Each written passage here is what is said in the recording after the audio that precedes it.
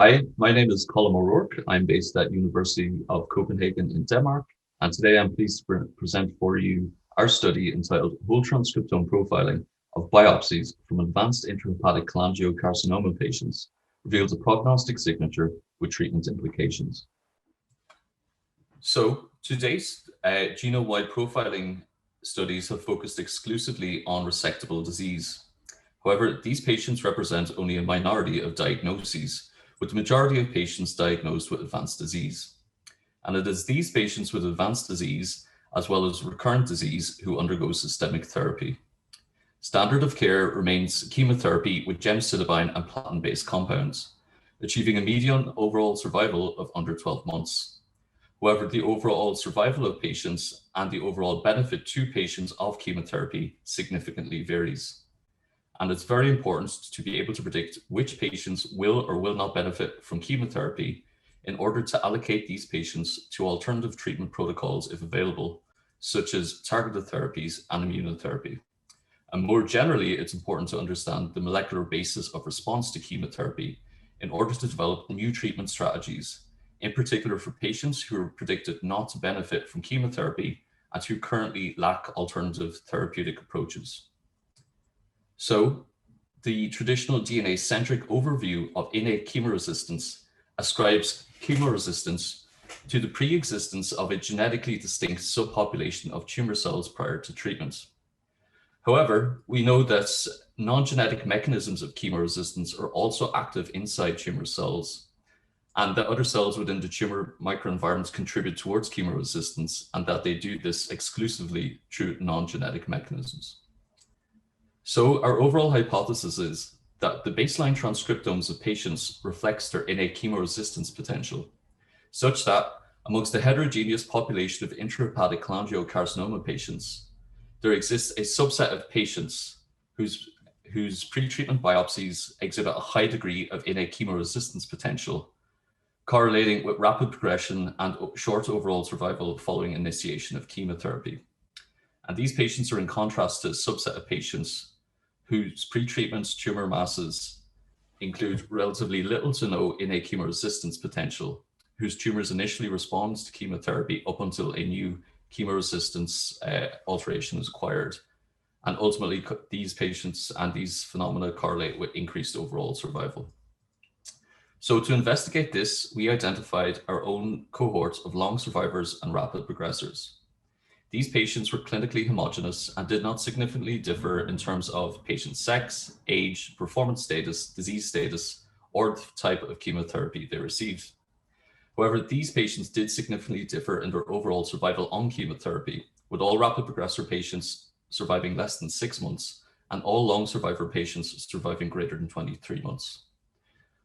From these patients, we obtained their pre-treatment diagnostic biopsies, and we subjected them to transcriptome profiling using a targeted sequencing technology called TempoSeq.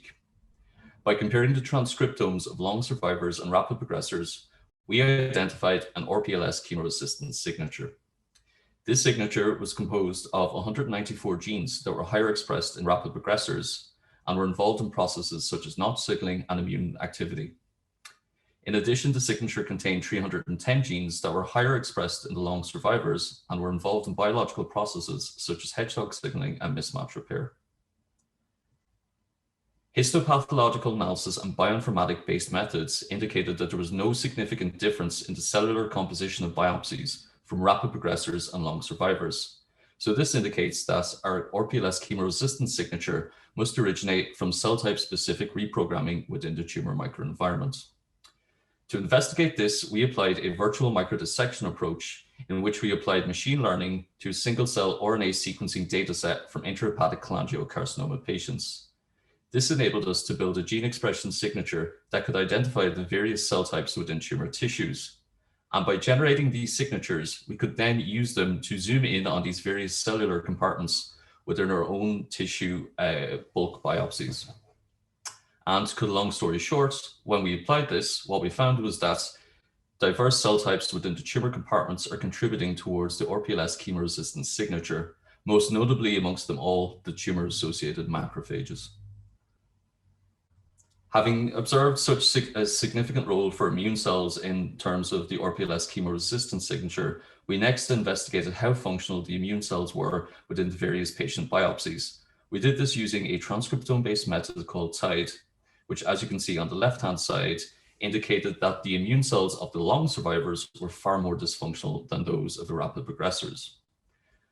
As the TIDE metric has previously been shown to predict response to immune checkpoint inhibitors for various cancer types in clinical trials, we next exploited this metric to investigate which, if any, of our patients might benefit from treatments with immune checkpoint inhibitors. Remarkably, what we found was that it is the patients who rapidly progressed on chemotherapy that are significantly enriched in potential response features to immune checkpoint inhibitors. Moving from advanced disease into resected disease, we next investigated our RPLS chemoresistance signature in 401 intrahepatic cholangiocarcinoma patients spanning 4 different cohorts, which, as you can appreciate here, are highly geographically diverse and have been subjected to transcriptome profiling using 4 independent technologies. What we observed was that patients who had higher expression of the RPLS chemoresistance signature had significantly decreased overall survival across all cohorts following surgery. In terms of immune functionality, we found that tumors with higher RPLS chemoresistance signature scores had increased levels of microsatellite instability and lower levels of M2 macrophage polarization across all 4 cohorts. In terms of genomics, we observed that tumors with IDH1 mutations had significantly lower RPLS chemoresistance signature scores in both cohorts.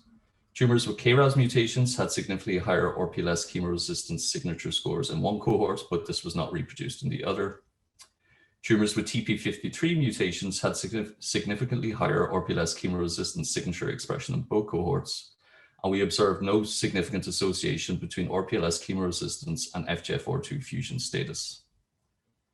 Lastly, we included RPLS chemoresistance signature into a multivariate Cox proportional hazards model with tumor stage and recurrent genomic alterations. As you can see here, consistently in both cohorts, the RPLS chemoresistance signature was found to be the most significant independent prognostic variable. In conclusion, we confirmed that transcriptome profiling of FFPE biopsies is feasible, that the transcriptomes of rapid progressors and long survivors are highly distinct, and that rapid progressor phenotypes appears to involve non-genetic reprogramming in multiple cell types, including tumor cells, but also various other cells within the microenvironment. And upon the basis of this, we identified the RPLS chemoresistance signature, which could prognostically stratify patients into subgroups with distinct clinical, genomic, transcriptomic, and immune characteristics. And with that, I would like to thank everyone involved in the study, in particular Jesper Andersen and Chiara Bracconi, who are the co-senior authors. Thanks also to Max Salati, who's the first co-author.